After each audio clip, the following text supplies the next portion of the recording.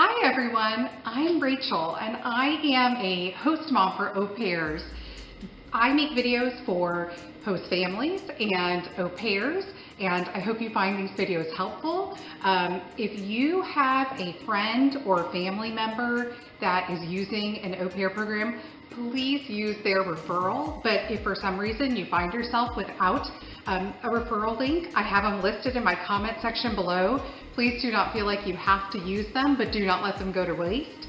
Today, I thought we would talk about preferences for families. So my past few videos have been for the au pairs, so I thought I would do some host family videos this time. I hope you all find these helpful, and we'll get started.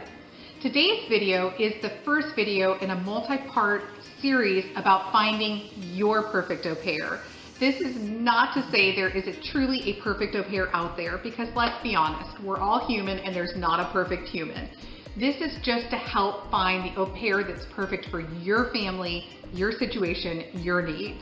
And so today we'll talk about a few of the preferences and filters that you can sort through or find on the au pair's profiles to find the right candidate. We have come up with a method, and this may seem a little over the top, but it works really well for our family to sort through au pairs. And the truth of the matter is, when I talk about these things, it's not intended to be rude to anybody or to say that all people of this type or this country or this designation are like this. It's a lot of stereotyping, but there is no possible way to go through every single au pair in the agencies. So this is our method to sort out those au pairs that we think we might want to engage in a conversation with. Again, this method works for us. I'm not saying it will definitively work for you, but it's definitely worth considering. The first thing that we do is we have made an Excel spreadsheet. Now, what we did is we as a family decided what are the most important characteristics to us to have somebody live with us, to spend days with our children, and to be a good employee. And we were very critical on ourselves more than anything. And I think that's the key, is really being honest and being very candid with what you prioritize as an important characteristic or trait of somebody that's gonna live with you. And I'm gonna go through these as examples. So let's just start off with the top. For example, the first one is English level. How comfortable are you having somebody that is not a native English speaker live with you? For example, there are au pairs that are from English-speaking countries like Great Britain, South Africa, and other nations. There are countries that have better English speakers. For example, you may have an au pair from Europe that's a better English speaker because they have that ingrained in their education system from an early age, as opposed to other countries that don't have that. Now, in our family, we speak a little bit of Spanish, and I think we've joked about how bad our Spanish is, but we feel a little bit more comfortable having somebody from a Latin American country that isn't a native speaker, and maybe their English is okay, but not awesome. So you really need to consider how well your family can communicate with someone and feel comfortable with communicating with somebody that speaks English very well or doesn't speak English very well. So I would say that's one thing that you can set your filter at, is English level. Now they test the girls and guys for their English abilities. They give them a score of 1 to, I believe it's 6. The different agencies may have different scoring. And for us, we're okay with a level 4. That's basically the lowest level that you can have and score and enter the program. We have had au pairs that have had level 4 and au pairs that have had level 5. Now, I will tell you that that 4 is a wide range, so you have to tease through what that level 4 really is. And we do need them to at least be able to understand what we're saying and to be able to verbalize back that they understand, so we know that they understand what's going on. All right, another thing to consider for your preferences is your au pair's age. Now, the au pairs can range between 18 and 26 years old when they enter the country. And there's pros and cons to different ages. I have friends that only pick younger au pairs that are 18 and 19 years old. They don't want to feel like there's this really close age between them and their au pair because they feel awkward giving instruction or direction to somebody that's close to their own age. And that's okay.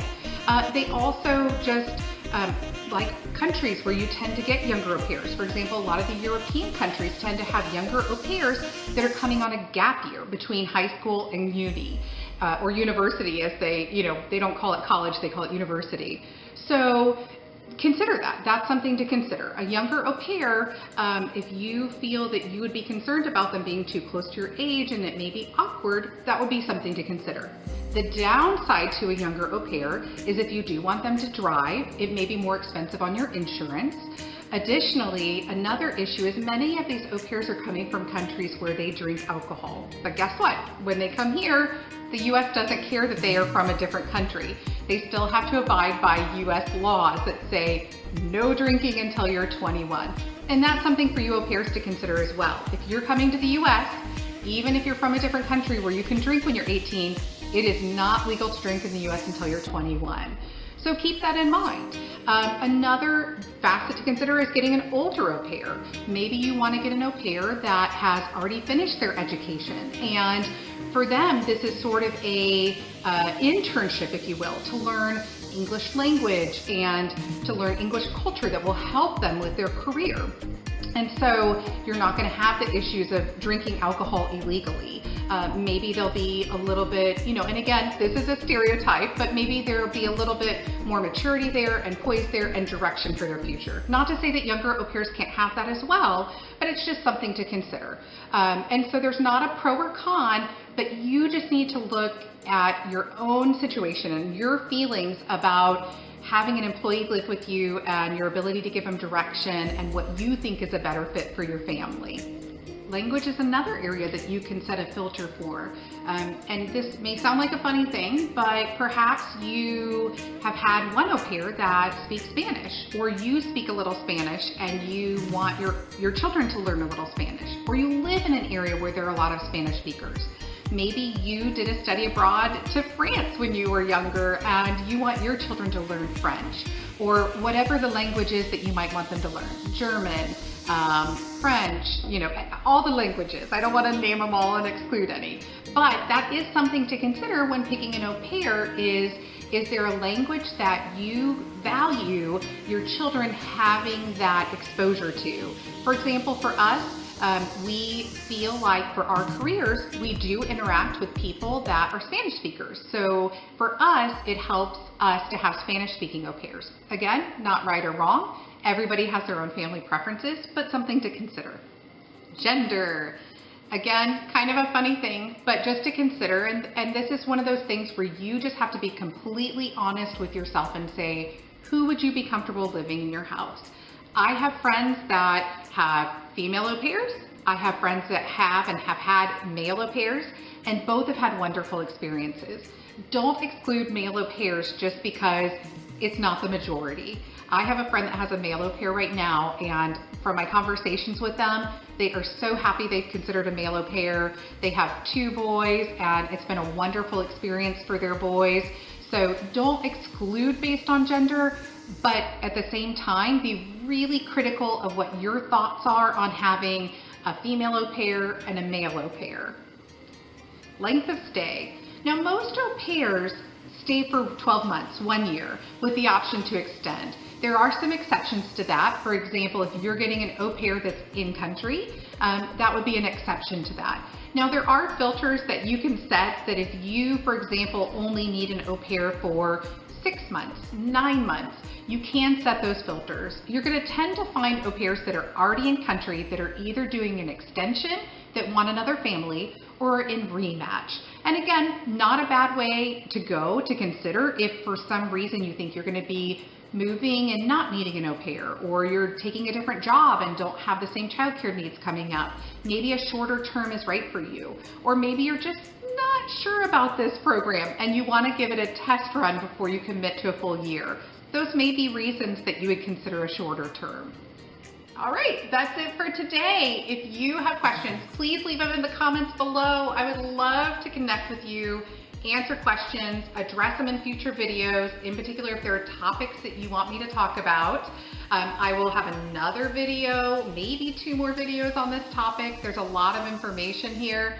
Sorry, I have a fly moving around. I'm not perfect, what can I say? Anyway, I hope you found these videos helpful. Again, please give these videos a thumbs up, share them, and I hope this was helpful to you. Have a great day.